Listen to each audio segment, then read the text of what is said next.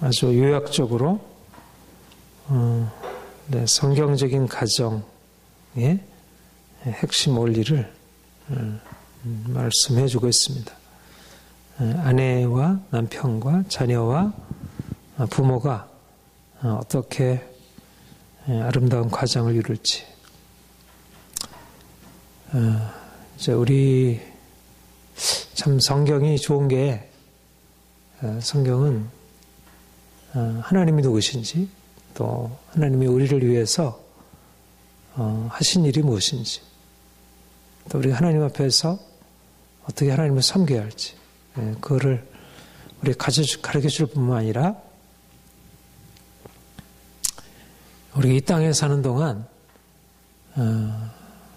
가장 행복한 삶, 또 가장 성공적인 인생이 무엇인지를 너무 분명하게,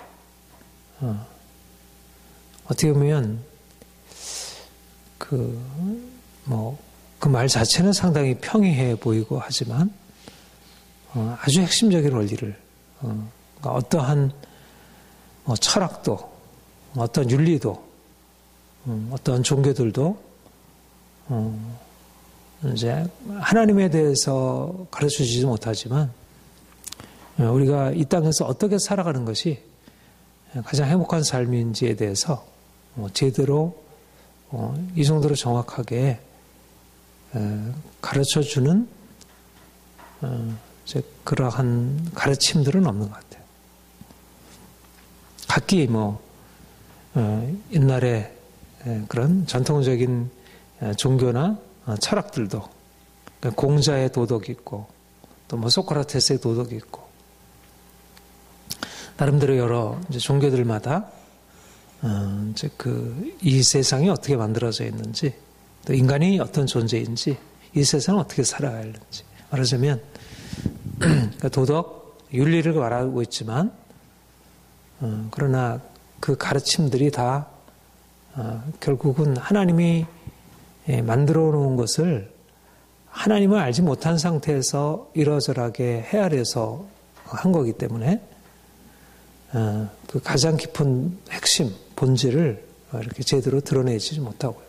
또 이제 과거의 전통적인 도덕이나 이런 것들이 나름대로 인간의 삶을 세워주는 데 역할을 하지만, 또 현대에 들어와서는 옛날 유교나 이런 도덕이 굉장히 억압적이고, 당시에는 그것만이 유일한 삶의 길이라 이렇게 여겨졌는데, 오늘날에는 그게 다 폐기되어 버릴 만큼, 그럼 현대 오늘날 이렇게 사람들이 과학의 이름으로 심리학, 경영학, 많은 그 원리들이 나오고, 그래서 저도 이제 요즘에 책 읽으면서 이러저러한 도전들이 있고요. 그 안에 귀한 진리의 요소들이 많이 있지만, 그러나 이렇게 성경만큼 아주 이쪽 저쪽을 이렇게 균형 있게 가르쳐주는 가르침이 없다, 이렇게 생각이 들고, 우리가 그야말로 바이블, 성경이 우리에게 있다는 것은 우리가 이 거친 세상을 항해하는 데 있어서 너무 귀한 이제 안내자가 우리에게 있다는 것. 그런데 이제 사람들이 말씀을 읽고 이제 말씀을 너무 많이 알고 있으면서도 실제적으로 이 말씀이 우리의 삶에 어떻게 구체적으로 이렇게 적용이 되어서 우리 인생을 세워주고 놀라운 이제 우리의 삶을 견고하게 해주는지 잘 알지 못하고, 경험적으로 보면 너무 이렇게 여기 나와 있는 무슨 처음에 나와 있는 아내들이여 남편에 복종하라. 너무 오늘날의 시대적 흐름과 너무 안 맞는 얘기죠. 너무 안 맞는 얘기고. 이제 그러니까 이제 과거 옛날에는 아내들이 남편에 복종하라, 이건 맞는 얘기지. 그러나 남편들이여 아내를 사랑하라, 자녀를 노엽게 하지 말라, 이런 거는 물론 없지는 않겠지만, 그러나 분명하게 그렇게 가르쳐주지 못했고. 그러니까 사실상 우리가 이제 현실 가운데 살아가고 있기 때문에 그 성경에 너무 분명한 인생의 행복을 위해서 또 성공적인 삶을 위해서 우리에게 가르쳐준 그 핵심 원리를 잃어버리고 우리가 이 시대적인 흐름에 따라가다 보니까 정작 교회가 이 세상을 향해서 빛을 줄 수 있고 뭔가 희망을 줄 수 있고 사람들을 건져낼 수 있는데 오히려 교회가 자신이 가지고 있는 것을 다 내려버리고 세상으로부터 오는 것을 받아들여 가지고 그걸 따라가게 되고 우리가 이제 성경의 진리를 모든 면에서 다 사실 회복을 해야 되는데 하나님에 관한 것도 그렇고요. 우리 도덕성, 인간관계 그 모든 것에 관한 원리를 이제 성경에서부터 이제 정말 하나님 만나고 그리고 하나님이 말씀하시는 우리 사랑하는 자녀들을 위하여 말씀하시고 있는 이 성경 원리들을 이제 이게 단지 뭐 이렇게 해라, 뭐 남편에게 복종하라, 그러니까 남편에게 복종해야지 이게 아니고 실제적으로 정말 그렇구나 그걸 깨달음으로 받아들이고 그것에 따라서 정말 마음을 다해서 행하는 이제 그렇게 되면 가정이 진정으로 이제 행복할 수 있는 그리고 오늘날 뭐 가정들이 다 깨지고 점점 이혼율이 높아져가고 두 가정의 한 가정은 이제 깨어지는 가정 이제 이렇게 이제 점차적으로 이제 그런 방향으로 나아가고 그러니까 사람들이 결혼을 안 하려고 하고 결혼해봐야 이게 행복이 보장이 안 되니까 이제 점차적으로 이제 그렇게 시대가 이제 흘러가고 있는데 이제 이 하나님께로부터 하나님 자신으로부터 난 하나님이 인생을 만드시고 남자 여자를 창조하시고 결혼 제도를 창조하시고 그리고 그러니까 성경이 그렇게 말하고 특별히 하나님 자신의 그 삼일체라고 얘기를 하는데 삼일체에서 아버지와 아들 그러니까 이미 하나님 안에 이 부모 자녀 간의 관계가 하나님의 본질 안에 들어있는 거예요. 그 정도로 그러니까 신들은 존재하지 않아요. 그렇죠? 어떤 신들이. 그런데 그 하나님 아버지와 아들 예수님이 그러니까 아버지와 아들 이 부모와 자녀 간의 관계는 하나님의 본성에 들어있는 거예요. 그러니까는 성경에서 말하는 부모와 자녀 간의 관계만큼 그렇게 분명하게 부모와 자녀가 어떠해야 주는지를 말해주는 데가 없지. 그러니까 우리가 하나님을 안다는 것은 하나님은 어떻게 자녀를 사랑하는지 그리고 자녀들이 어떻게 하나님을 사랑으로 섬겨야 되는지 그러니까 하나님을 아는 것과 우리가 부모 자녀 간의 관계가 건강하게 행복하게 이렇게 세워지는 것은 불가분리죠. 그리고 예수님과 교회의 관계를 남편과 아내의 관계로 얘기하잖아요. 그러니까 예수님이 누구신가? 예수님의 본질 안에 바로 남편과 아내라고 하는 그런 관계적인 특성이 예수님 안에 있다는 것이죠. 그러니까 우리가 예수님과 관계할수록 남편이 어떠해야 하고 또 아내가 어떠해야 하는지가 드러나게 됩니다. 그러니까 하나님을 알아갈수록 부모 자녀 관계를 배우게 되고 예수님을 알아갈수록 남편과 아내의 관계를 배우게 되고 어느 종교가 신을 더 가까이 하면 갈수록 부모 자녀 관계를 그 안에서 발견할 수 있고 또 남편과 아내의 관계를 그 안에서 발견할 수 있겠어요. 그러니까 가족의 완벽한 모델이 하나님 안에 있는 거죠.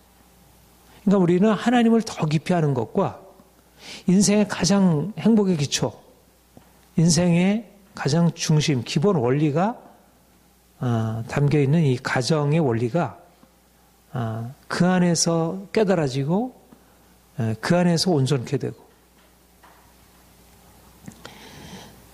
지금은 우리 이 시대가 사실은 이렇게 이제 건물들이 이제 세워지고 높은 건물들이 세워지고 우리가 살아가는 모든 이제 그런 삶의 환경들이 너무너무 좋아지고 그러니까 외적인 물질적인 어떤 이런 조건들은 그렇게 엄청나게 변화되면서 이제 우리 삶을 풍요하게 해주는데 그런데 가장 우리 행복의 기초가 되는 이 가정 안에서의 부모 자녀 관계 부부 관계는 이전보다 훨씬 못하게 깨어지고 있는 거죠. 그러니까 외적인 것으로 보자면 야 너무 살기 좋아졌다 이렇게 말하는데 그 가정 안에서의 관계적인 측면에서 보면 옛날에 훨씬 나은 거지. 그렇죠? 훨씬 안정적이었고 훨씬 더 관계 안에 친밀함이 있었고 그런데 지금은 말하자면 부모 자녀 관계도 결국 아이들의 공부 바깥에서 성공 성공은 어떤 둘째로 하더라도 사회에서 살아남기 위해서 부모 자녀 관계가 점점 깨어지고 있고 부부 간의 관계도 마찬가지고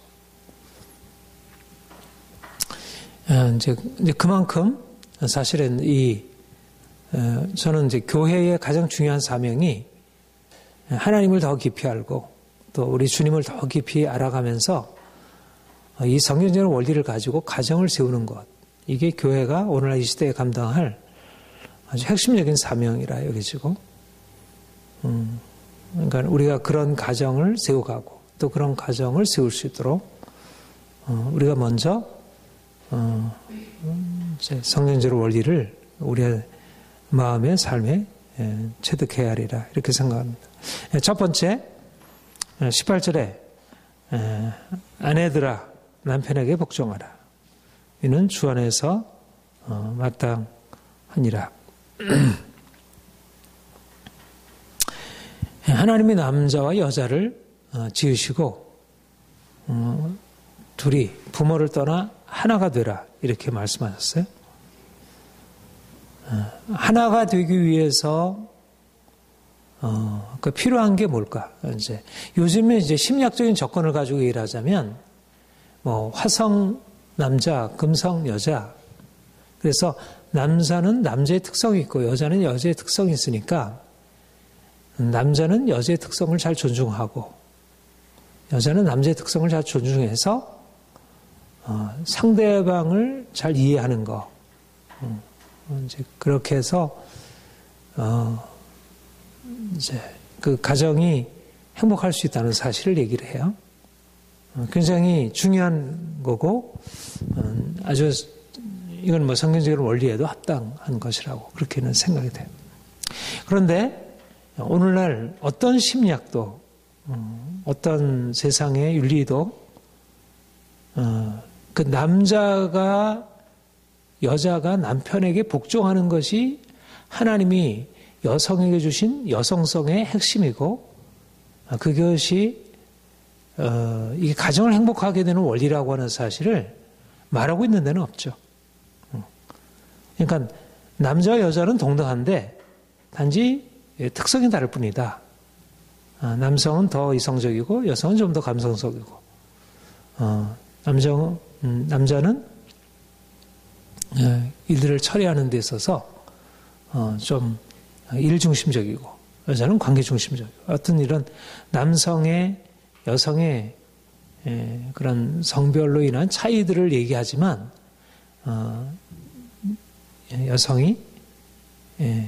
여성으로서의 아내가 남편에게 복종하는 것이 그것이 가정을 아름답게 이룰 수 있고 하나 되게 할 수 있는 핵심적인 원리라는 사실을 그거를 말하잖아. 부부간의 행복에 대해서는 얘기를 하지만 정말 부부가 하나 되는 원리에 대해서 얘기를 하잖아. 그러니까 언제든지 두 사람은 다르기 때문에 언제든지 서로 자신의 행복을 위해서 갈라질 수 있는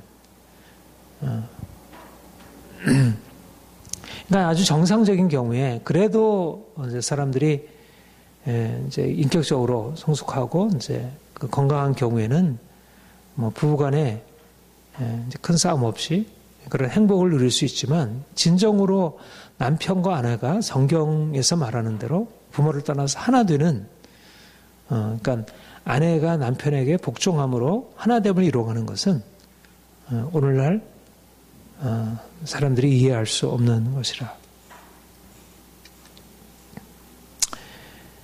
그러니까 성경이 아내들이여 남편에게 복종하라.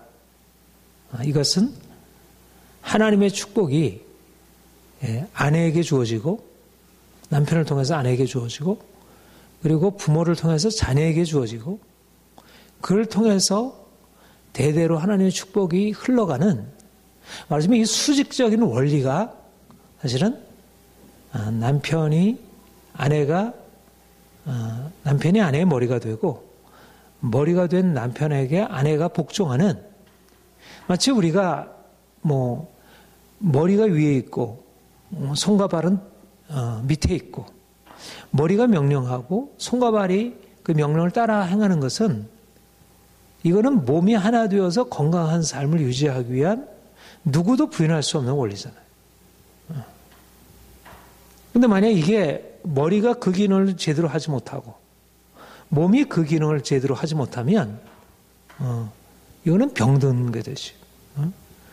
손이 내가 자율적으로 하겠다. 내가 스스로 하겠다. 나도 머리 역할을 하겠다. 이렇게 되면 그 몸은 이제 병들고 죽음으로 들어가는. 근데 하나님이 세워주신 가정의 원리가 아내가 남편에게 복종하는 것을 하나님께서 가정이라는 하나의 공동체, 몸과 같은 하나의 공동체를 세우는 원리로서 세워놓으신 건데, 근데 하나님께서 영적으로 세워놓으신 이 원리를 경험적으로 보니까 뭐 남편이나 아내나 뭐 여자나 남자나 뭐 별 차이 없고, 내가 어떤 부분은 내가 낫고 어떤 부분 못하고, 그러니까 내가 잘하면 남편이 내게 따라야지. 그러니까 대등한 입장에서 그리고 이제 이전에 그 말하자면 이런 수직적인 그 질서로 이제 남편과 아내를 규정하던 이런 전통적인 도덕성에 의하면 굉장히 이제 아내가 고통을 당했고 그게 많은 부정적인 것을 가져왔으니까 요즘에 그 평등의 논리로 똑같은 입장에서 이제 서로 합의를 해서 뭔가를 결정해 나가는 방향으로. 그런데 이게 아내와 남편의 원리가 깨어지면 이게 이제 우리의 그래서 처음부터 아내가 남편에게 복종하라부터 했어요. 남편이 아내에게 복종하는 것이 깨어지면 자녀들이 부모에게 순종하는 원리가 깨어집니다. 부모가 자녀들에게 순종하는 원리가 깨어지면 성장하면서 점차 모든 이제까지 수직적으로 하나님이 세워놓으신 모든 질서가 존재할 수 있는 근거가 무너져 버려요. 그러니까 사람들이 민주주의가 좋은 것 같고 평등의 원리가 좋은 것 같지만 사실은 이 세상이 모든 게 평등으로 되어 있지 않거든. 어떤 수직적인 질서가 있거든. 어떤 중심이 있고 그리고 주가 있고 회사에 사장이 없다면 회사에 대표가 없다면 학교에 교장이 없다면 그건 무너지잖아. 그런데 그 권위의 원리가 바로 아내가 남편에게 복종하는 관계의 처음 시초 안에 이 수직적인 원리가 있는 거예요. 그게 하나됨을 원리. 그러니까 둘을 하나로 만드는 게 바로 아내가 남편에게 복종하는 데서 둘이 따로 있지 않고 하나됨이 만들어져요. 그렇지 않아요? 그렇지 않으면 이 복종이 안 되면 둘이 따로 떨어져 있는 거예요. 그러니까 가정 안에서 아내가 남편에게 복종하는 원리를 그거를 하나님의 원리를 동의하고 자기의 인간적인 생각 여러 가지 경험적인 것을 내려놓고 그렇게 해야 그 원리가 세워져야 그래야 자녀들이 부모에게 순종하는 원리가 이게 좋은 것이구나. 그 가정 안에서 하나됨을 경험할 수 있어. 부부가 서로 다투고 싸우고 요즘에는 부부가 싸움이 하나의 일상화돼 버린 거예요.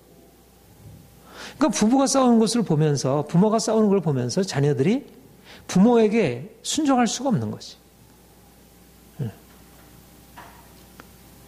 그러니까 가정에서 순종을 배우지 못하고 권위에 복종하는 것을 경험해 보지 못했어.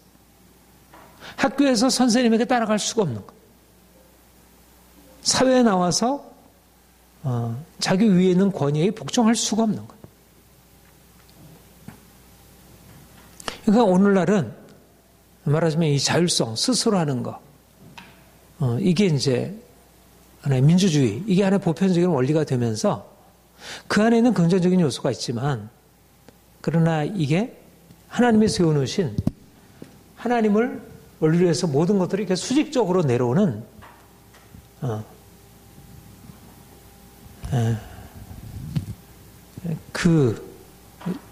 이 아주 중요한 원리를 깨뜨려 버린 것입니다. 그러니까 아내가 남편에게 복종하는 게 이게 정근대적인 게 아니고 오늘날 이 시대를 장악하고 있는 분열과 갈등과 이 고통과 절망을 치유할 수 있는 핵심적인 원리예요. 근데 이제 서구의 민주주의라는 게 인간 존중의 사상으로 귀하지만, 그러나 이 성경과 거슬러 가서 모든 것을 평준화시켜 버렸어요. 사람이 그냥 평준화되어 버리게 되면 더 이상 권위가 서지 않고, 권위가 서지 않으면 그 안에서 영적인 원리, 도덕적인 원리가 설 수가 없어요. 그러니까 권위가 무너지는 것과 함께 오늘날 도덕이 무너지는 것이 같이 가는 것입니다. 그 혁명의 논리가 들어오면 결국은 모든 인간의 본성, 인간의 저 낮은 본성을 넘어서는 보다 높은 이상을 추구하는 삶 자체가 이게 다 무너져 버리게 돼요. 그러니까 지금은, 그러니까 말하자면 잘못된 진화론적인 가르침, 혁명의 논리, 그리고 이 가정 안에서의 이 평등, 남녀 잘못된 평등 사상들, 이런 것들이 서구의 어떤 문화 정신 세계를 병들게 만들어 버렸고,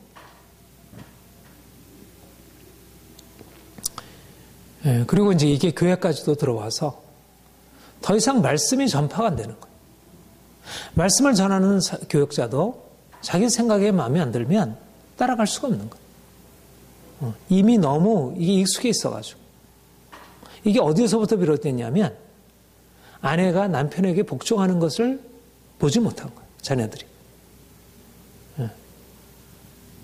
그러니까 이 복종이라는 원리, 이 가장 핵심적인 이 원리를 잃어버렸기 때문에 이거는 그냥 억압으로 들려지는 거예요. 옛날 가부장적인 질서 속에서 아내가 남편에게 너무 비인격적으로 고통을 당하고, 그러니까 권위를 주장하는 것 자체가 악한 것이라 이렇게 생각하고, 권위에 복종하는 것이야말로 비인간적인 것이라 이렇게 생각하고, 권위가 축복의 통로라는 사실을 잘 몰라.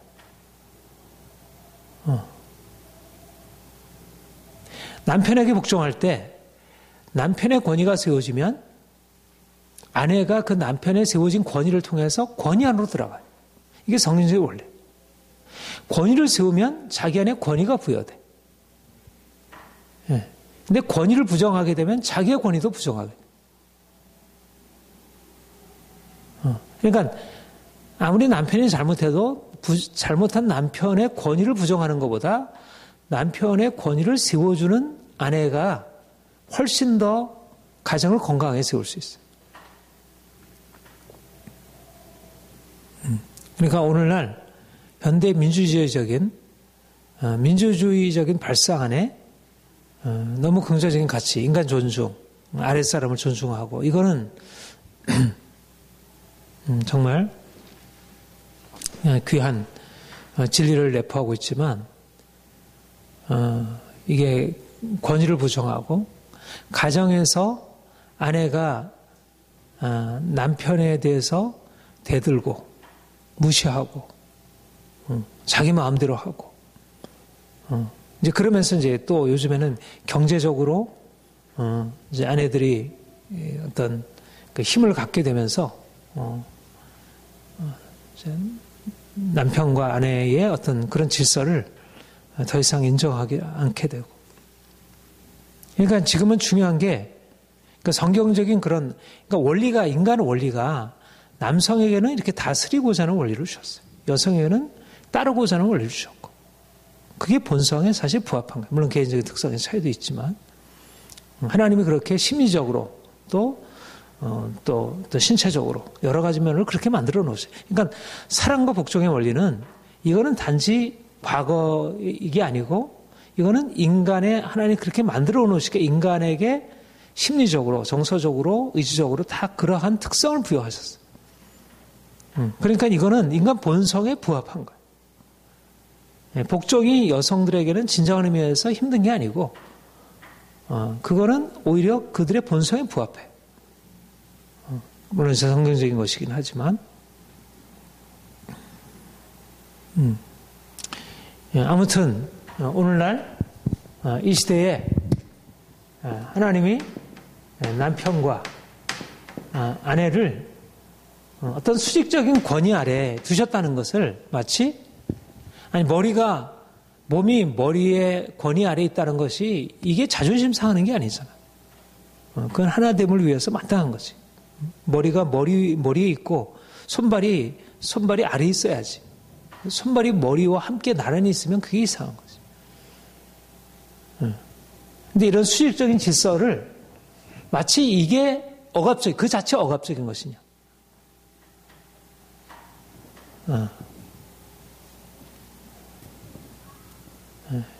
그러니까 오늘날 이게 혼동이 되면서 남편의 남편으로서 자기 위치에서 할 수 있는 가장 중요한 일도 잃어버리고 남편이 아내처럼 하려고 하고 아내가 하는 일을 남편이 하려고 하고 아내가 자기 일 속에서 남편의 권위를 인정하고 남편에게 복종하고 하나님이 자기에게 주신 일을 하면 되는데 자기 일을 버리고 자기가 남편의 자리에 올라서 자신이 모든 것을 결정하고 뜻대로 하려고 하고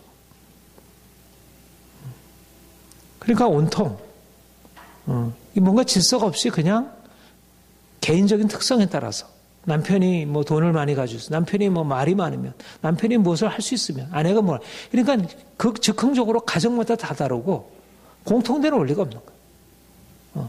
그러니까 이럴 수도 있고 저럴 수도 있고, 그러니까 결국 그렇게 하게 되면 결국 이기적인 자기 욕심에 따라서 누가 더 많이 가질 것인가 이런 방식으로 서로 싸우게 돼요. 하나님이 세워놓으신 분명한 원리가 있으면 아내가 남편에게 복종하는 거나 남편이 아내를 사랑하는 거나 다 어려운 거죠. 뭐 어느 게 쉽고 어느 게 어렵겠어. 다 어려운 거지. 하나같이 어려운 거예요. 어려운 걸 향해서 들어가는 거지. 복종이 안 되는 남편을 향해서 복종하는 게 어려운 거고 사랑이 안 되는 아내를 사랑하는 게 어렵고 그래서 자기를 깨뜨리고 하나님 말씀에 근거해서 그 삶으로 돌아가는 거예요. 그러니까 남편에게 복종한다는 것은 남편에게 복종하는 게 아니라 사실 남편에게 복종하라고 하신 하나님께 순종함으로 내가 나의 육체를 내려놓고 이제 그분의 은혜 안으로 들어가서 사는 거지. 그 진리 안에서 참된 평안을 누리는 것이. 남편에게 복종하라는 것은 이건 억압적인 율법이 아니라 우리가 그동안에 하나님 없이 살아왔던 우리의 병든 인생 하나님이 세워놓으신 그 질서에서 벗어나서 내 마음과 내 욕심대로 살았던 그러니까 이 안으로 들어간다는 게 복종의 이 안으로 들어간다는 게 그동안에 그야말로 어려서부터 그걸 제대로 배우지 못한 거예요.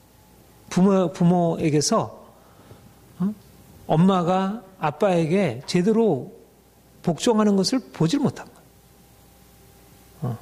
그것이 얼마나 좋은지를 보지 못한 그리고 주변의 사람들이 그리고 이제까지의 삶을 통해서 제대로 복종을 경험해보지 못한 그런 사람들이 결혼하고 나서 아내가 남편에게 복종한다는 이 원리를 배운다는 게 얼마나 어려워.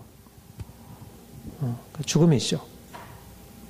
근데 그 죽음을 통해서 아내가 아내로 거듭나는 거예요.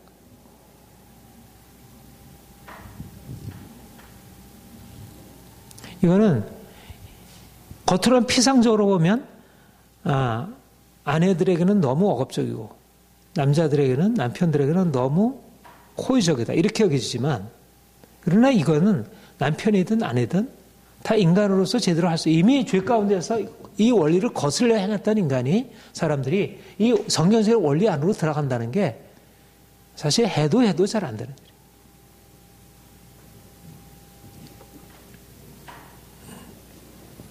일이에요. 그런데 사실 이 원리를 배워야 그때부터 진정한 이제까지 내 안에 있는 거역, 교만, 스스로 행하는 모든 것들이 깨어지고 그러면서 가정의 질서가 세워지고 그러면서 자녀들이 건강하게 세워지는 것을 보게 되고 그러니까 아내의 사명이 커요. 아내의 사명. 남편이 이렇게 나한테 잘못하고 나를 무시하고 이렇게 억압하고 있어요. 그렇게 말하는 것보다 우선 내가 남편에게 복종하고 있는가. 우리 그리스도인 가정의 여성들이 이거를 잘 배워요. 그러면 남편을 변화시킬 수 있어요. 이게 상호작용이에요. 내가 복종하면 남편이 사랑하는 방식으로 그들이 변화되어야 할 압력을 느껴. 당신 나 사랑해 주세요. 왜 나를 이렇게 고통을 줘요? 나를 사랑해 주지. 이러이러한 게 나를 사랑하는 거지. 그렇게 하는 건 나 사랑하는 거래. 이렇게 사랑을 남편에게 가르치려고 하면 그러면 남편이 오히려 거꾸로 나가요. 그러나 남편에게 복종하면 남편 안에 있는 하나님의 본성, 아내를 사랑해야 한다는 본성이 살아나요. 그래서 그동안 자기 마음대로 아내를 누르고 자기 마음대로 남편의 본성은 말하자면 머리의 본성을 가지고 있으니까 이게 누르고 하는 그것이 왜곡이 되면 누르고 하는 방향으로 나가기 쉬워요. 근데 이제 아내가 복종하는 걸 통해서 아내를 사랑하는 방식으로 그것이 깨어지고 바뀌어지게 되지. 그러니까 성경은 아내가 아내로서 하나님의 말씀에 순종하게 되면 남편이 남편으로서 하나님의 말씀에 순종하여 아내를 사랑하는 그런 변화를 이루게 되죠. 그래서 에베소서에도 그렇게 얘기를 했고요. 골로새서에도 그렇게 얘기를 해요. 아내들이여 남편에게 복종하라부터 시작을 해요. 둘 다.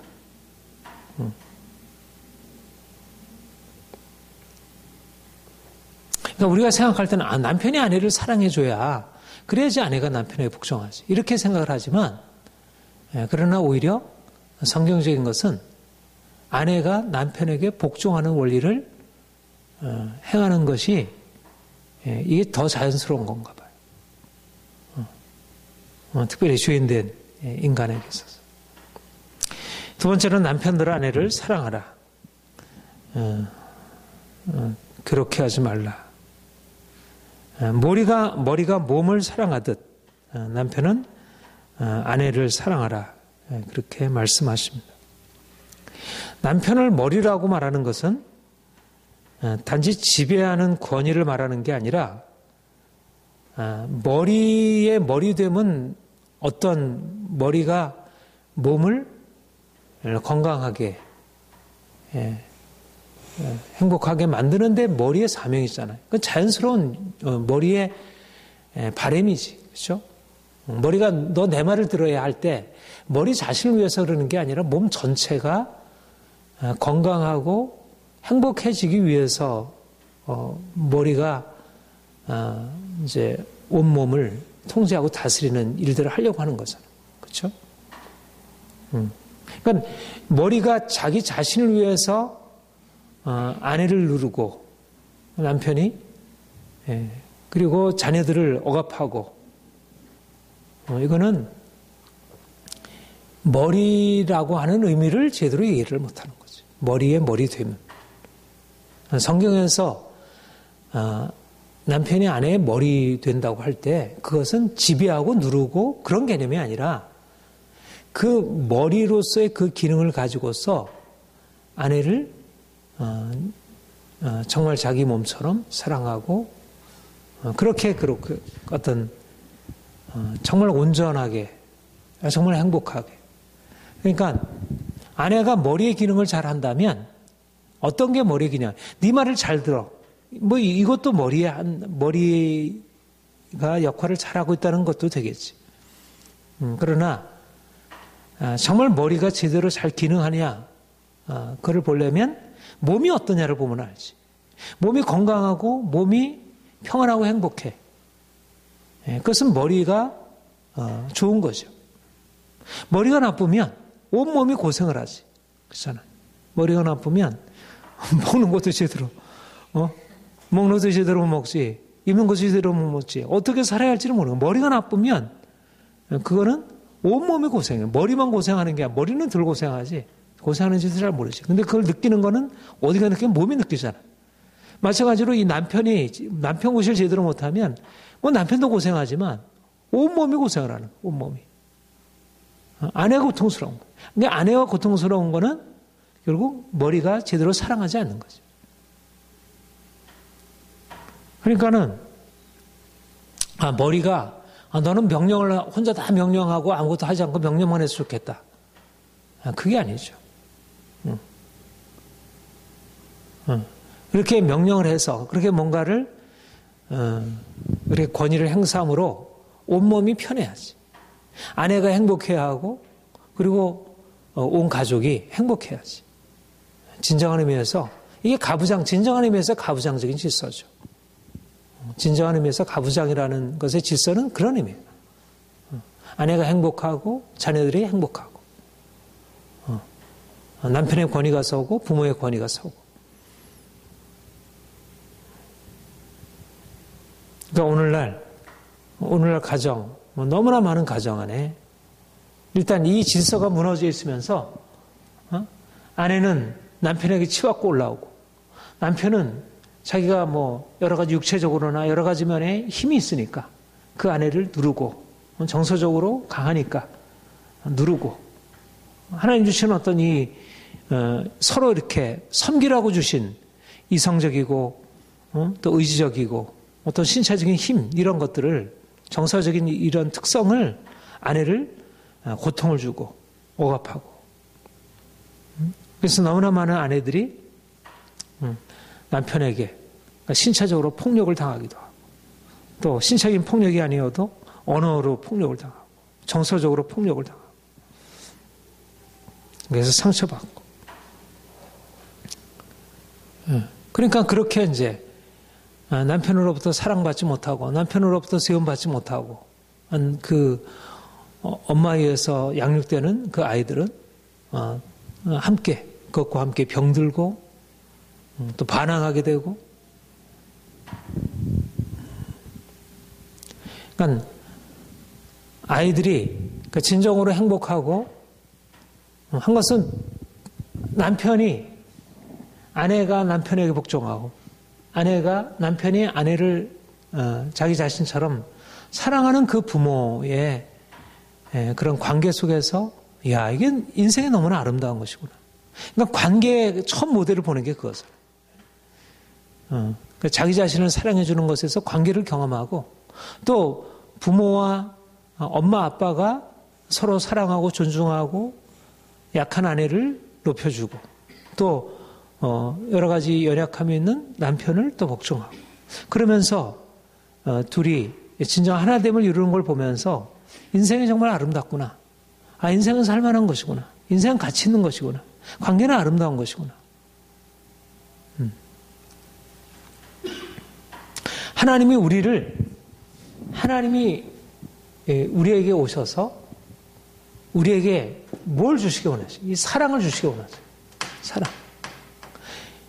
성경에서 하나님과 우리와의 관계, 하나님이 누구신가? 하나님이 우리에게 어떤 일을 행하셨는가? 이스라엘 백성들을 택하실 때도 그러고, 특별히 신약에서 예수님 안에서 하나님은 우리에게 다가오셔서 행하신 것이 사랑이라는 거예요, 사랑.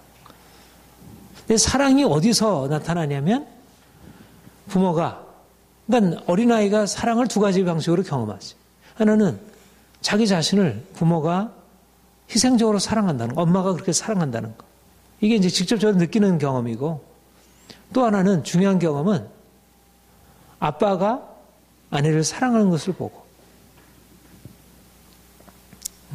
그러니까 진정한 어떻게 보면 대등한 관계인데 그러니까 하나님이 이 사랑이라는 원리 하나님께서 가지신 이 성품 나는 하나님은 사랑이라 이렇게 말씀하는데 하나님의 사랑이라는 이 본성이 어려서 부모가 자신에게 베푸는 사랑을 통해서 또 엄마 아빠가 그 사랑 안에서 하나 되는 것을 통해서 그야말로 위로부터 아래로 내려 흐르는 그 사랑이 삶의 경험에서 이제 주어지게 되고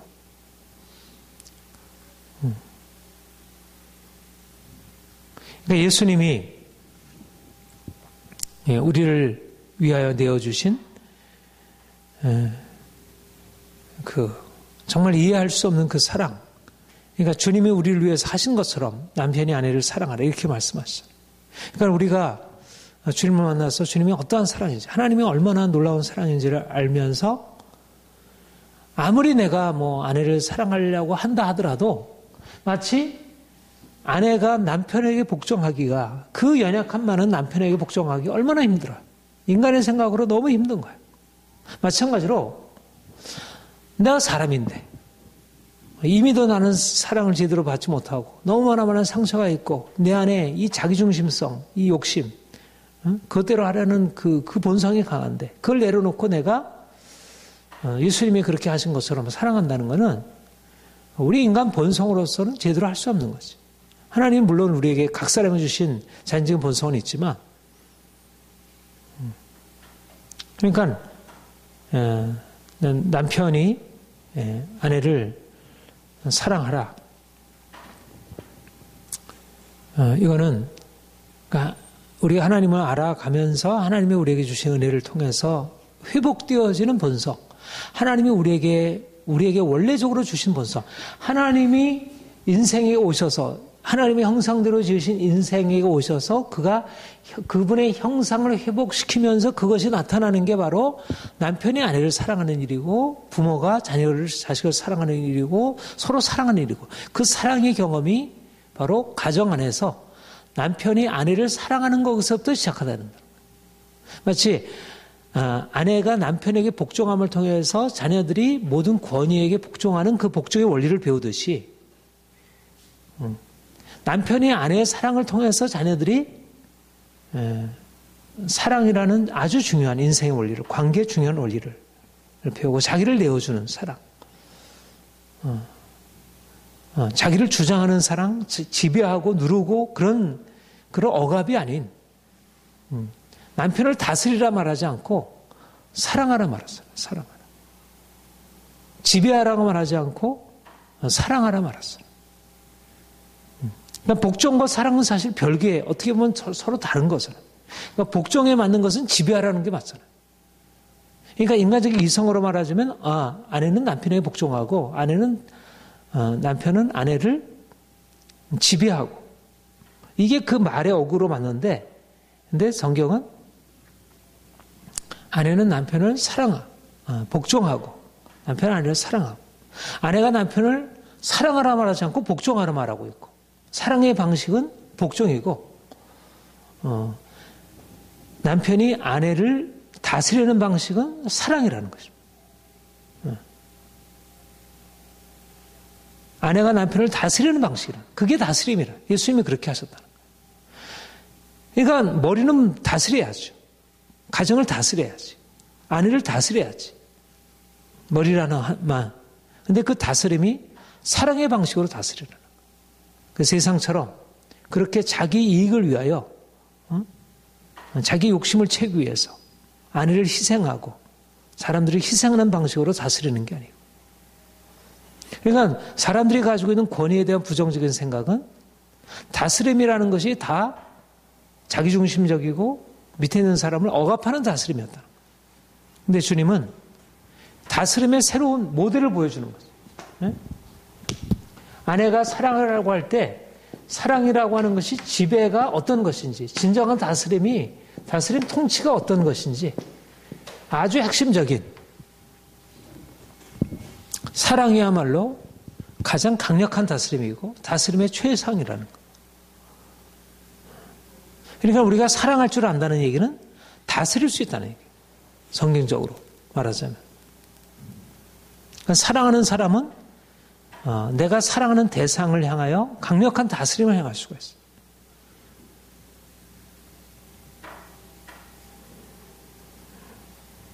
오늘날 사실은 너무나 많은 아내들이 남편을 통해서 고통을 당하게 되고, 그래서 이제 점점 이혼하는 가정들이 늘어나고, 이렇게 내가 고통을 당하기보다, 물론 그 이혼에는 아내가 남편에게 복종하지 않으려는 잘못된 이런 사상들도 들어있지만, 가장 큰 원인 중에 하나가 남편이 아내를 무시하고 폭력을 가하고 하는,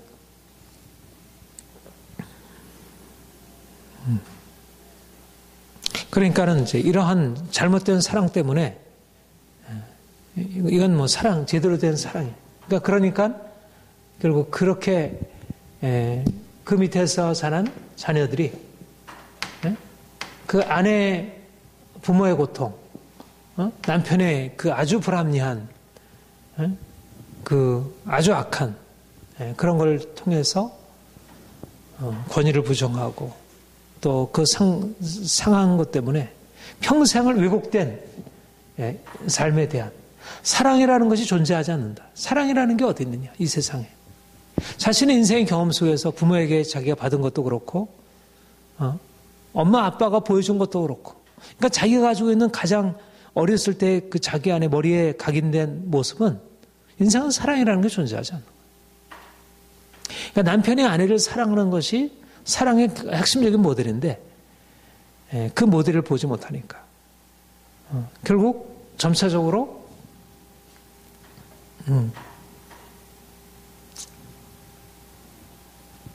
점점 이 사회가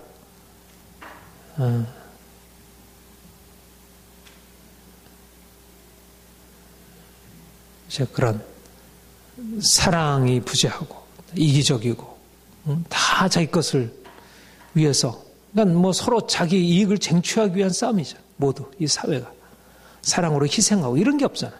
특별히 가진 자가 뭔가를 자기 것을 내어놓고 희생하는 게 없잖아요. 말하자면 하나님이 남자에게 주신 것이 바로 그 원리를 실행하는 거예요. 네가 머리로서 더 많이 가지고 있는 것을 가지고 아내를, 약한 아내를 섬겨라. 이게 하나님이 주신 원리인데, 가진 사람이 지배하는 것을 마땅하게 생각하고 강자와 약자를 지배하는 방식으로 이렇게 하니까. 그러니까 아내가 남편에게 복종하는 것도 십자가이고, 남편이 아내를 사랑하는 것도 십자가입니다. 사랑이라는 것은 그 안에 자기를 내어주는 희생적인 십자가의 사랑이 있는 거예요. 복종도 예수님이 아버지께 복종하듯이 그렇게 십자가가 그 안에 있는 것이고. 그래서 어렵죠. 어려운 거예요. 그러니까 주님 안으로 들어가기 전까지는 진정한 의미에서 남편과 아내와의 이런 하나됨의 관계라는 게 세워지기가 너무 어려운 거예요. 그러니까 오늘날 뭐 건물은 세워지고 삶은 너무 평안해지지만, 그러나 가장 핵심적인 이 가정 안에서의 행복과 하나됨, 평안, 이것은 이제 무너지고 있습니다. 그러니까 교회가 해야 할 가장 중요한 사명이 바로 가정을 일으켜 세우는 것입니다. 성경적으로. 너무너무 간단하죠. 너무너무 단순한 원리잖아. 아내들이 남편에 복종하라. 남편들이 아내를 사랑하라. 괴롭히지 말아라. 요 아주 짧은 이 구절 안에 핵심적인 원리가 담겨 있다는 거예요. 뭐 성경에서 뭐 사람들이 뭐 화성 남자, 금성 여자, 물론 그것도 하나의 남성과 여성의 특성을 말하고 부부간의 어떤 특성을 보여주지만, 그러나 그보다 더 핵심적이고 더 높은 고차적인 부부가의 원리는 남편에게 복종하는 것. 그러니까 어떻든 성도들은, 여성도들은 어떻든 남편에게 복종하는 것을, 그거를 계속 연습해야 돼. 그걸 가르치고. 그리고 지금 가정이 어렵다 그러면 남편에게 복종하느냐 물어봐야 돼. 그게 안 된다 그러면 그것부터 시작해라. 이걸 가르쳐줘야 돼. 근데 남편이 이렇기 때문에 난 복종할 수 없어요. 그런 말이 안 되는 거예요. 복종을 가르쳐줘야 돼. 복종. 그러니까 말씀 앞에서 단순하게 순종하고 나가야지, 뭐 이러저러 현실적인 이유를 들어서 그거는 뭐가 이렇고 저렇고 그래서 안 되는 거예요. 그리고 남편이 아내에 대해서 사랑하는가? 정말 사랑하는가? 그리로 하는가? 뭐 아내의 여러 가지 문제를 보이는데 과연 그럼 너는 그런 아내를 사랑하는가? 그걸 물어봐요. 그걸 점검해 봐야 돼요. 남성, 뭐 금성 여자, 화성 남자 그렇게 해가지고는 아무것도 바뀔 거 없어. 나는 뭐 남자니까 너는 여자니까. 그래서 조금 더 상대방을 알지. 물론 어느 정도는 좀 풀어주긴 하겠지. 우리 20절 같이 읽겠습니다. 시작. 자녀들아 모든 일에 부모에게 순종하라. 는 주 안에서 기쁘게 하는 것입니다. 자녀가 부모에게 순종하는 것은 이건 뭐 구약의 율법에도 거듭거듭 강조되고 특별히 잠언에서 정말 이제 많이 강조되고 있는 자녀가 그러니까 이게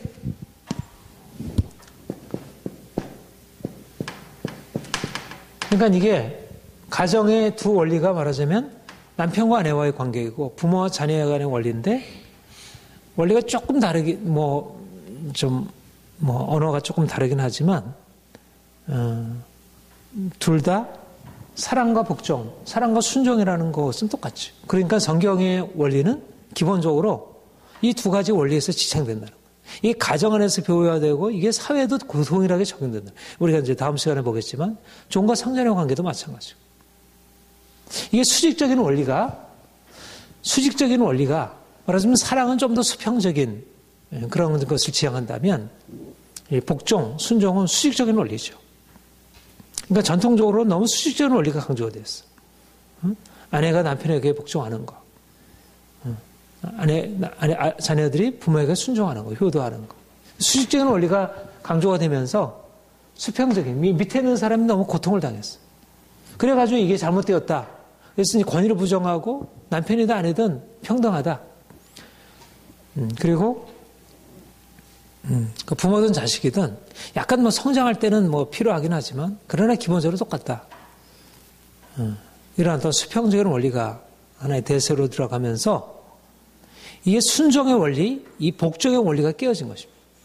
아까도 말씀드렸지만 오늘날 이 시대의 가장 큰 질병, 가장 큰 거짓말, 가장 큰 인간의 행복과 하나님 주신 이 축복의 장애물이 뭐냐면 이 복종하지 않는 것입니다. 이 순종하지 않는 것.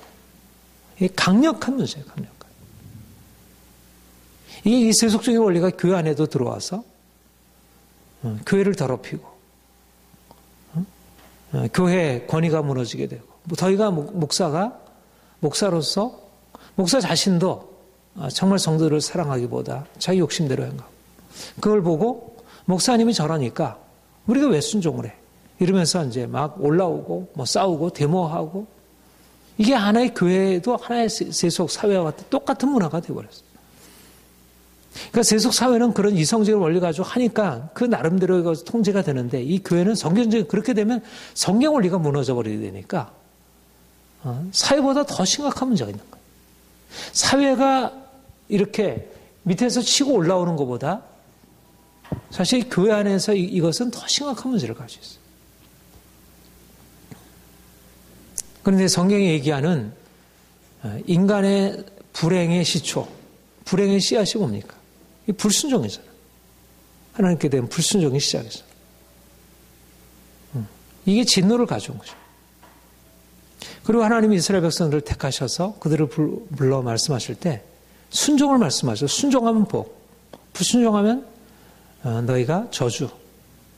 이 원리를 말씀하셨어요. 그러니까 성경의 원리는 하나님과의 관계에 있어서 순종과 복종, 청종. 이게 기본적인 원리야. 근데 이게 어디서 터득이 되냐면 하나님께 너희가 복종하라. 하나님을 경외하고 하나님께 순종하라. 그것을 어디서 배우냐면 어려서 부모의 말씀에 순종하는 것을 통해서 배우는 거예요.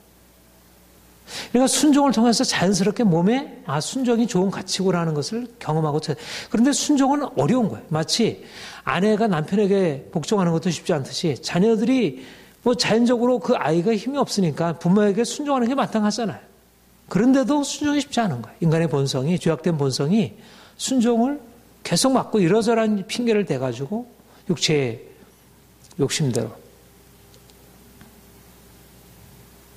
그러니까 자녀가 부모에게 순종함을 통해서 그런 어려서 심겨져 있는 죄악의 본성이 깨어지고 하나님이 주신 원래적인 하나님의 형상성이 드러나고 온전케 되는 거죠.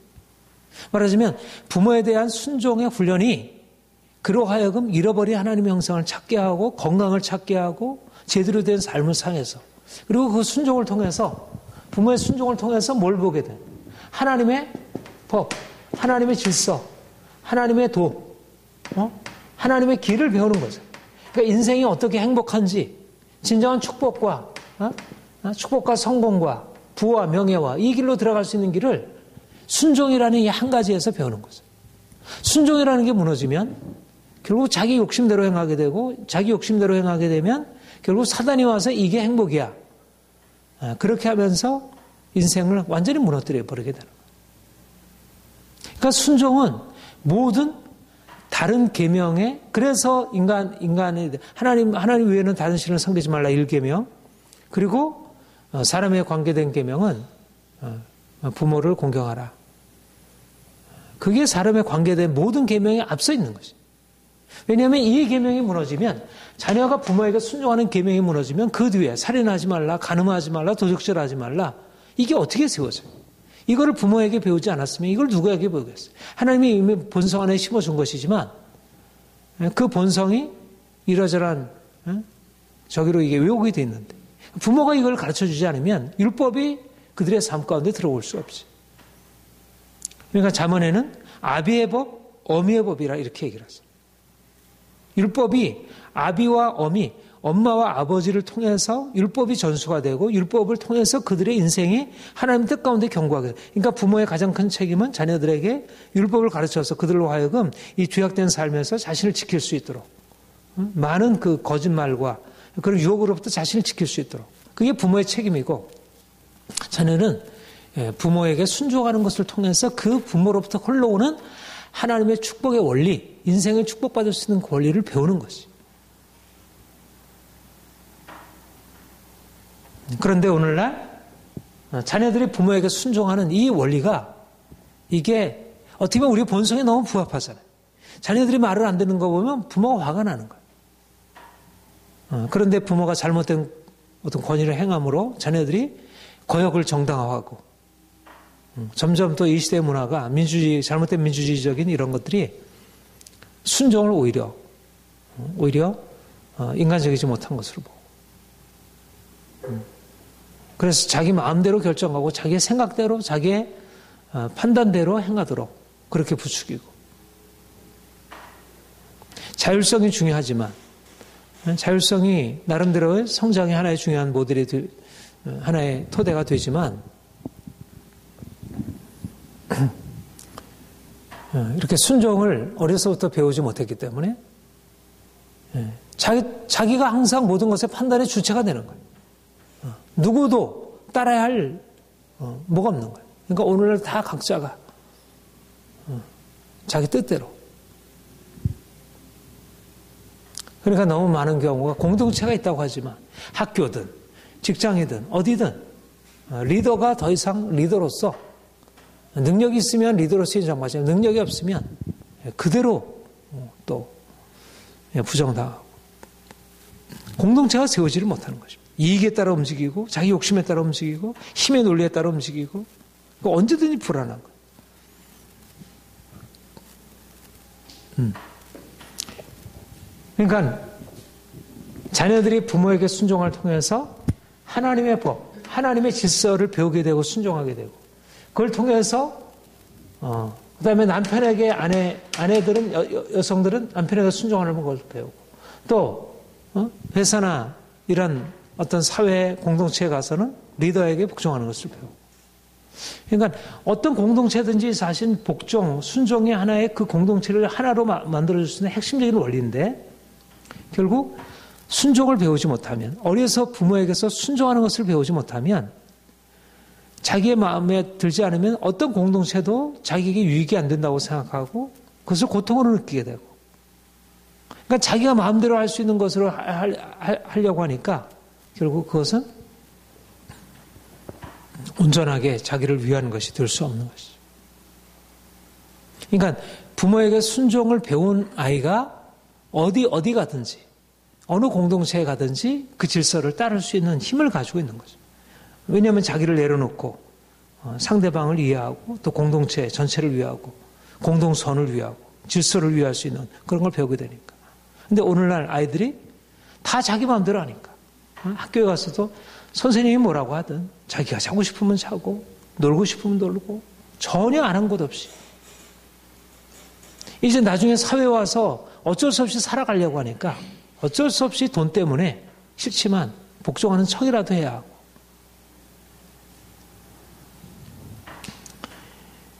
예, 오늘날 이 시대의 문화는 거역의 문화입니다. 거역의 문화.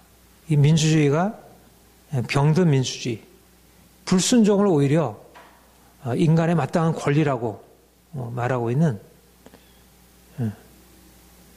그러니까는 위에 있는 권위가 밑에 있는 사람들, 아래에 있는 사람들을 누르고 거기에 대해서 불순종하고 거역하고, 말하자면 그러니까 이 비인격적인 힘들이 서로에 대해서 대항해서 싸우는 이 폭력과 분노, 이 악순환들이 계속되고 있어요. 그러니까 가정 안에서 제대로 된 순종을 경험하지 못하고 사회에서도 그것이 안 되고,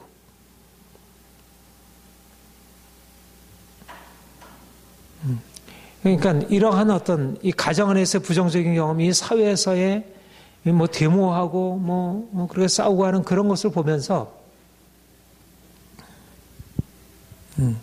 그러니까 정당한 권위에 복종하는 그것도 어려운 거예요. 이건 잘못한 거예요. 이렇게 꾸지람만 봐서도 그것에 상처를 받고, 징계를 받는 것은 더 반항하고.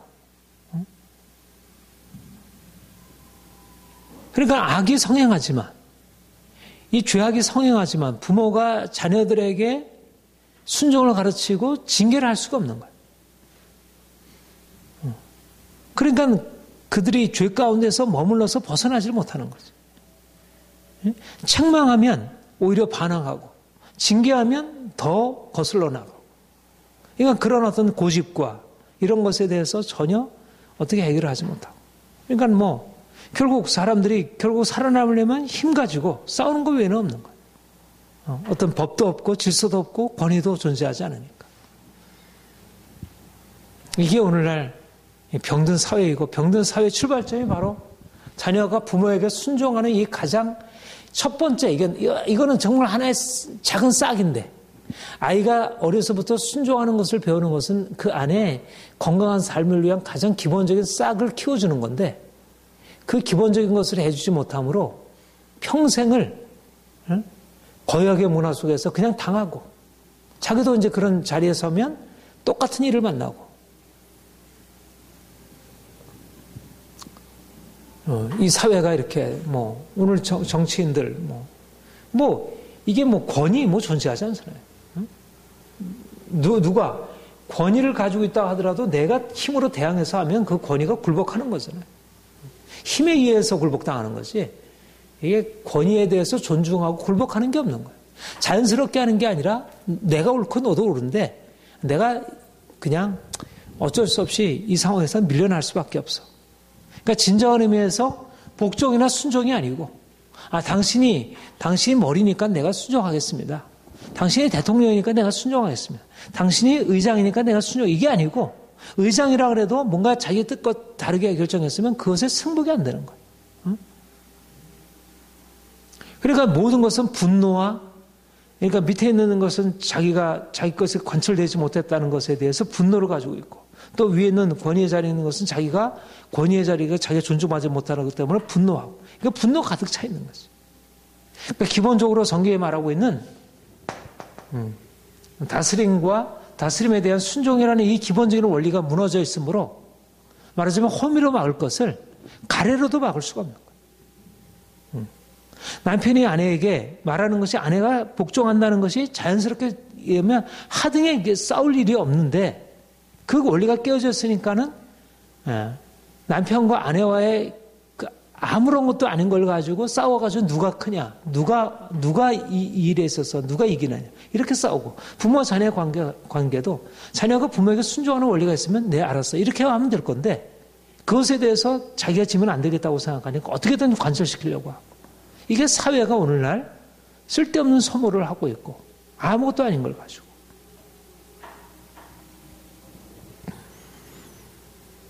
그래서 우리가 이런 이 시대에 정말 이 악한 흐름에 대하여 자녀들이 부모에게 순종하는 것을 배워야 하고 가르쳐야 하고 모든 일에 그렇게 하라.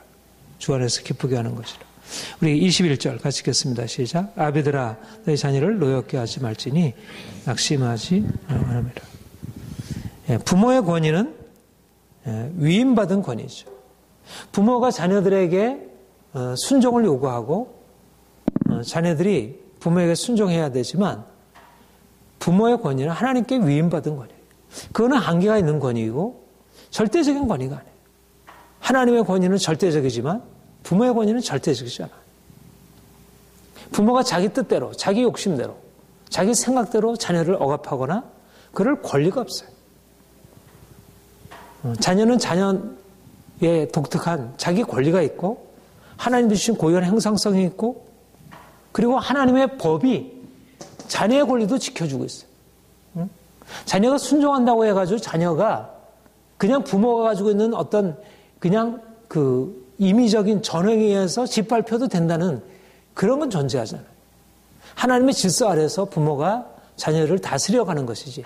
그리고 그 다스림도 말씀으로 다스리는 것이지. 하나님의 법으로 다스리는 것이 자기의 욕심이나 자기의 개인적인 주관적인 판단이나 생각으로 다스리는 게 아니지. 그러니까 부모가 하나님께 복종함으로 하나님께 순종함으로 자녀에게 순종을 가르치는 거지. 먼저 하나님 아버지께 자신을 순종함으로 주님께 순종함으로 순종의 본을 보여해 줘야 돼. 그런데 이제 오늘날 자녀들을 노엽게 한다는 것은 결국 자기의 주관적인 생각, 자기의 감정, 그것을 가지고 하나님의 자녀들에게 주신 고유한 것들을 누르고 억압하고 그것을 자기 마음대로 짓밟고 그러니까 자녀들이 힘이 없고 약하니까 상처를 받고 두려워하고 병들게 되고 또 분노하게 되고 그렇게 분노하면서 부모들과 똑같이 닮아가고 오늘날 자녀들을 노엽게 하지 말라. 이거야말로 오늘날 아동 그런 학대, 폭력, 가정 폭력. 근데 이 성경적인 원리를 가지고 행하게 되면 정말 하나님이 우리를 어떻게 다스리셨는지, 하나님 아버지가 우리를 어떻게 행하셨는지, 그가 우리를 사랑하신 것이 어떤 사랑인지, 그가 우리에게 순종을 요구. 너희는 내게 순종하라. 이것이 너희가 복이다. 그야말로 우리의 복을 위해서 순종을 명하셨고 그가 순종하지 않는 자녀들을 징계하시지만 그러나 그분의 마음은 본래적으로 사랑의 마음이고 긍휼의 마음이고 그러니까 아버지가 자녀들을 훈계하고 다스리고 책망하고 때때로 매를 든다 할지라도 그것은 하나님의 마음을 가지고 해야 하는 것이지 자기 인간적인 죄악된 본성에 따라서 자녀들을 상처를 주고 괴롭히는 것은 이거는 악을 행하는 일이고 하나님께 범죄하는 일이지. 그러니까 부모가 자녀들에게 결국 부모가 자녀에게 할 것은 하나님이 우리에게 하시는 그것을 말하자면 이게 하나의 거울이고 모델인데 하나님이 어떠한 사랑을 우리에게 나타내 주셨는지를 부모가 자기 자녀들에게 행함으로써 내가 너희를 이렇게 행하는 것은 바로 하나님이 내게 이렇게 행하셨기 때문이고 네가 나를 통하여 하나님 아버지가 어떠한 분인 것을 물론 온전치 못하지만 그림자로 간접적으로 볼 수 있는 것이다. 이렇게 이끌어가는 것인데 부모가 하나님의 사랑을 보여주고 하나님의 권위를 보여주고 그렇게 이제 세워주는 것이어야 할 부모가 자녀들을 마치 사단이 우리를 짓밟고 누르고 병들게 하는 것처럼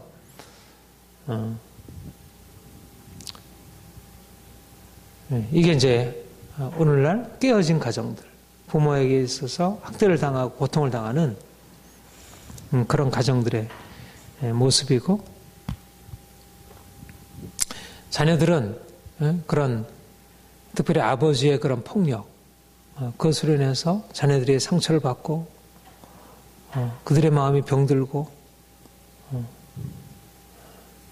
자기 인생에 대해서 너무 고통스러워하고, 오늘날 이 사회에 정말 계속적으로 폭력이 많이 나가고, 그러니까 하나님의 사랑이 엄마를 통해서, 아빠를 통해서 하나님의 사랑이 부어져서 자녀들이 그 안에서 행복하고, 그걸 통해서 인생에 대해서 긍정적인 관점을 갖게 되고, 그리고 이제 부모에게 받은 그 사랑을 가지고 형제 간에 서로 사랑하고, 그 부모로부터 받은 그 사랑을 가지고 사람들에 나가서, 인생은 이렇게 약한 자들을 좀 돕는 것이구나. 그것이 인생이구나. 그러니까 부모가 그렇게 자기의 약함을 받아주고, 그러면서 또 자기들을 잘못된 데서 돌이켜서 그렇게 엄하게 세워주고, 그걸 통해서 많은 사람들을, 고통당하는 많은 사람들을 향해서 그 사랑을 나눠주고, 이렇게 세워주고. 그렇게, 그러니까 부모에게 복종하고 부모의 사랑을 경험한 자녀들이 부모를 떠나서 이제 아내와 합하여 그와 동일한 가정을 이루게 되고, 그래서 자녀들을 그렇게 세우고, 또 그가 행하는 어느 곳에 가서나 그러한 삶의 모델을 보여줄 수 있게 되니까. 성경은 완벽한 모델이에요, 성경. 그러니까 이 짧은 네 가지, 이 네 구절의 말씀 안에서 가정의 핵심적인 원리, 부부간에, 부모 자녀 간에 어떻게 사랑과 복종과 사랑과 순종으로 하나 되어야 할지, 가정이 어떻게 진정한 행복한 가정이 될지를 보여주고 있고, 그런데 이 말씀은 너무 당연한 것 같지만, 이 말은 뭐 나도 하는 것 같아, 나도 이렇게 하려고 해. 그러나 이게 쉽지 않다는 거예요. 이게 특별히 오늘날 이 시대 가운데서는 이 가장 단순한 원리, 가정 행복의 가장 단순한 원리가 다 무너져 버린 거예요. 아내가 남편에게 복종하는 거, 남편이 아내를 사랑하는 거, 자식들이 부모에게 순종하는 거, 부모가 자기 자녀를 노역하지 않고 존중하는 거, 이게 다 무너져 버린 거예요. 그래서 앞으로 우리 가정 안에 더 온전한 이런 성경적인 원리가 세워지기를 기대하고, 또 우리 성도들의 가정 안에 이 원리를 가지고 온전하게 세워지기를 기도하고, 그렇게 돕고, 여기에 타협이 없고요. 여기 안에는 이 원리에 대한 타협은 없는 거예요. 우리가 구체적인 방법론에 있어서는 개별적인 차이는 있지만 원리에 대해서는 타협을 하지 말아요. 원리를 무너뜨리게 되면 그 다음에 정작 해야 할 것에 대해서 너무 힘들어져요. 원리가 세워져야, 그래야지 그 다음에 쉬워지지, 원리를 가지고 이걸 해야 되나 말아야 되나 이렇게 되면 문제가 생겨요. 내가 부모에게 순종해야 되나 말아야 되나 이걸 가지고 싸우게 되면 이거는 문제가 생겨요. 원리는 싸울 게 아니고 그냥 따라갈 거야. 원리는 그냥 배우고 그냥 거기에 맞춰가려고 해야지, 원리를 가지고 씨름하는 것은 가장 어리석은 일이에요. 근데 많은 사람들이 원리 자체를 가지고 받아들이질 않아. 원리 자체를 거부한 채 다른 걸 가지고 원리로 세우려고 해. 우리가 가지고 있는 우리 몸에 원리가 있는데, 인간의 체온이 있고, 인간이 견딜 수 있는 추위의 한계가 있고, 더위의 한계가 있고, 인간이 먹을 수 있는 어떤 그런 음식물의 어떤 종류가 따로 있는 건데, 그 원리를 내가 만들어서, 나는 이런 몸을 만들어 보겠어. 그렇게 해가지고 내가 몸을 38도, 40도로 그 정상 온도로 만들 수 없고, 내가 음식을 아무거나 먹고도 내 몸을 세일하고 그렇게 만들 수 없고, 그건 그렇게 만들어진 거니까. 마찬가지로 하나님께서 남편과 아내의 원리를 이렇게 만들어 놨으면 그걸 따라가는 게 맞는 것이지, 이 원리를 내가 설정해 놓고 그렇게 하리라, 그런다고 해서 행복해질 수가 없는 것이지. 그거는 마치 인간이 인간의 몸을 가지고 마치 나는 한번 개처럼 한번 실험해보고 있어. 이런 얘기와 같은 것이죠. 그러니까 성경적인 원리를 가지고 우리가 정말 아름다운 가정을 만들어 봐야 하고, 또 많은 사람들에게, 이거는 뭐 믿는 사람이나 믿지 않는 사람, 보편적인 원리죠. 그런데 믿지 않는 사람들은 하나님 모르니까 이 비슷한 근처에 가긴 가지만, 그러나 이 핵심적으로 이런 삶으로 살아갈 수는 없는 거죠. 특별히 오늘날 삶 가운데서 사람들이 어떻게 살아갈까, 어떻게 살아가는 게 행복한 삶일까, 어떻게 살아가는 게 성공적인 삶일까에 대해서 제대로 깨닫지 못함으로 너무 고통스러워요. 오늘날 사람들이 의지하는 것은 이 성경이 아니고 과학의 과학. 물론 나도 뭐 심리학 책을 읽으면서 거기서부터 많은 통찰을 얻지만, 그러나 과학이라는 것은 한계가 있는 거예요. 이 경험이라고 하는 것은 성경의 원리를 이렇게 분명하게 보여주지 못해요. 과학은 성경의 원리를 대신할 수 없어요. 그러나 성경은 과학의 원리에 있어서 더 확실하게 진리로 증명이 돼요. 내가 뭐 여러 가지 심리학 책, 뭐 이런 것들을 읽으면 성경 원리가 정말 진리구나라는 것을 보게 돼요. 그런데 그것은 또한 한 부분을 비춰줄 뿐이지 성경이처럼 이렇게 저쪽저쪽 이렇게 높은 수준을 올라가지 못해. 밑에 있는 수준에서 우리가 이해할 수 있는 차원에서 보여주는 것 정도죠. 그러니까 그걸 알았다고 그걸 적용해서 이렇게 했더니 우리 가정이 행복해. 뭐 부부간에 행복해 줄 수 있지. 자녀들을 행복해 만들어 줄 수 있지. 그러나 성경의 원리를 제대로 적용하지 못하면 그 행복은 또 다른 것에 의해서 병들러 갈 수밖에 없습니다. 그러니까 우리가 아무튼 이 하나님의 귀한 성경의 원리를 가지고 우리 교회를, 우리 가정들을, 교회를 세워가시도록 이렇게 이제 말씀하시는데, 더 하나님이 우리에게 그렇게 이루시기를 기대합니다.